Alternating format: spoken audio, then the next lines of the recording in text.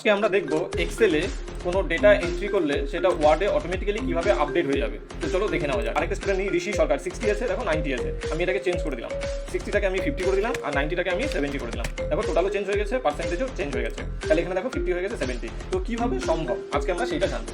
প্রথমে আমাদেরকে একটা ওয়ার্ডে ব্ল্যাঙ্ক ডকুমেন্ট নিয়ে নিতে হবে। এরপর আমরা এক্সেলে চলে আসবো, যে ডেটাটাকে নেবো সেটাকে আমাকে সিলেক্ট করে কপি করে নিতে হবে। সিলেক্ট করেছি, কন্ট্রোল সি প্রেস করে কপি করবো।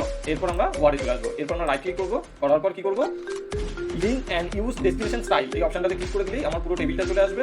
এরপর দেখো এক্সেলে যদি আমরা কোনো ডেটা এডিট করি, সেটা ওখানে রূপ সরকার 60 আছে এবং হিস্ট্রিতে 50 পেয়েছে। তো আমি এই দুটো ডেটা চেঞ্জ করি, দেখবে টোটাল এবং পার্সেন্টেজ দুটোই চেঞ্জ হয়ে যাবে। আমি এক্সেলে চলে আসলাম, এসে দেখো এখানে আমি লিখছি 60 আছে, এটাকে আমি 20 করে দিলাম, 50 আছে, এটাকে আমি 30 করে দিলাম। তো দেখো টোটাল হচ্ছে 136, পার্সেন্টেজ হচ্ছে 45।